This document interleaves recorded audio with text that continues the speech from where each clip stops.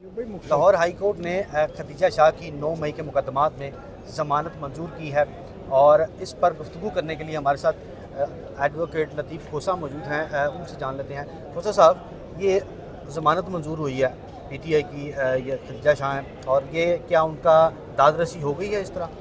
دیکھیں، میں سمجھتا ہوں بہت پہلے ہو جانا چاہیے تھی۔ جو کچھ ان کے ساتھ سلوک ہوا ہے اور جو کچھ ہم تک خبریں پہنچی ہیں، ایک امریکن وفد بھی آیا ہوا تھا پاکستانی یہاں، ان کی عورتیں بھی ملی ہیں اور انہوں نے بتایا ہے جو ان کے ساتھ ظلم اور زیادتیاں ہوئی ہیں، ایسی تو ضیاء الحق کے زمانے میں بھی ہم نے نہیں سنی تھیں اور دیکھی تھیں۔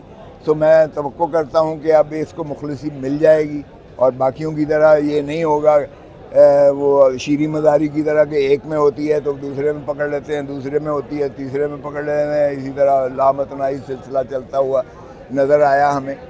تو حتیٰ کہ اسلام آباد ہائی کورٹ کے جج جسٹس گل اورنگزیب نے کہا، او بھائی، ہم سے بیلیں کروانے کا کوئی فائدہ نہیں ہے، جاؤ جا کے پریس کانفرنس کرو اور جا کے کسی سے لا تعلقی کرو اور کسی کو جو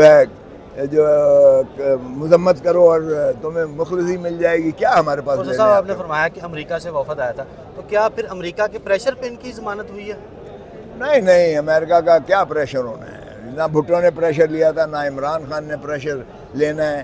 کیئر ٹیکر غلامی کر رہے ہیں، اور ہمارے بدقسمتی سے ہمارے ضیاء الحق نے بھی کی تھی غلامی، مشرف نے بھی کی تھی غلامی۔ پاکستان کو ان کی جنگ میں جھونک کر ہم نے روس کو ختم کیا تھا اور سپر پاور سب اس کو بنایا تھا، اور یہاں 9/11 میں ہم نے مشرف لمبا لیٹ گیا پورا، اور ان کی جنگ یہاں لڑائی ہوتی رہی۔ تو یہ بدقسمتی ہے کہ ہمارا وہ ایک طبقہ ہے خصوصاً وہ ان کی غلامی کرتا ہے، اور ادروائز عوام کے ذہن میں ذرا جا کے دیکھ لیں، آپ کو غم و غصہ نظر آئے گا۔ اتنا ماضی ہونے کے باوجود، یہ غلامی کی بات اتنا ماضی دیکھنے کے باوجود پھر بھی غلامی کا سلسلہ کیوں جاری ہے؟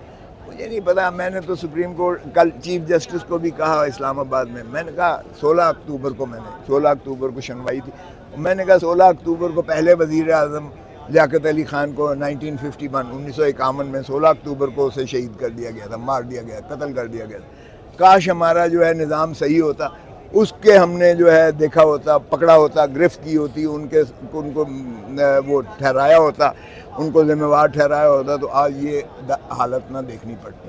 پھر آگے مولوی تمیز الدین کا میں نے کہا، آپ نے عدالتوں کو، میں نے کہا آپ نے وہ فیصلہ دیا جس سے پاکستان 2 لخت ہو گیا، آپ کو پھر قوم اور ملک کی آزمائش آئی۔ پھر بھٹو کا نصرت بھٹو نے ریٹ پٹیشن کی، جو بھٹو صاحب کی، اس کے لیے، اس کے خلاف آپ نے ضیاء الحق کو آئین بھی ترمیم کرنے کا اختیار دے دیا۔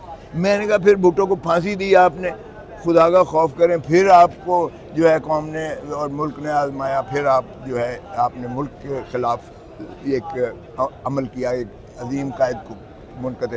بے نظیر بھٹو کو قتل ہوا، آج تک ہم تشنا ہیں کہ ہمیں انصاف نہیں مل رہا ہے، اس کے قاتلوں کو پکڑا نہیں جا رہا ہے، کچھ نہیں ہو رہا۔ تو خدا رہا عمران خان پر وزیر آباد میں قتل کا حملہ ہوا ہے، اس کا کوئی پرسان حال نہیں ہے۔ تو ان کا سائفر کا کیس کا کیا دیکھتے ہیں؟ آخری سوال ہے۔ سائفر کا کیس 100% لکھوا لو، یہ قواش ہو جائے گا، یہ کیس قواش ہو جائے گا، اس میں سے باعزت بری ہوگا۔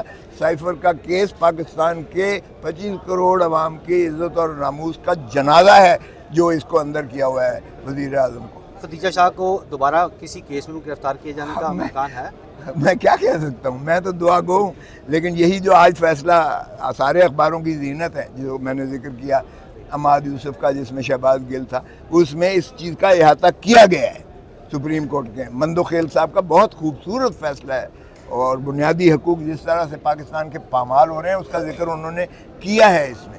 اللہ کرے کہ اس کا اثر ہو اور وہ اس طرح سے نہ کریں، کیونکہ اتنے عرصہ رکھنے کے بعد بھی کیا کوئی اور نیا مقدمہ پرانا کسی میں تتمہ بیان لکھ کر نامعلوم میں پھر گرفتار کر کے اس کو کہیں اور لے جائیں گے؟ یہ میرا نہیں خیال، اس سے اشتعال ہوگا، پاکستان کے عوام میں نفرت اور بڑھے گی، اس سے کوئی فائدہ نہیں ہوگا۔ بہت شکریہ کھوسہ صاحب آپ کا۔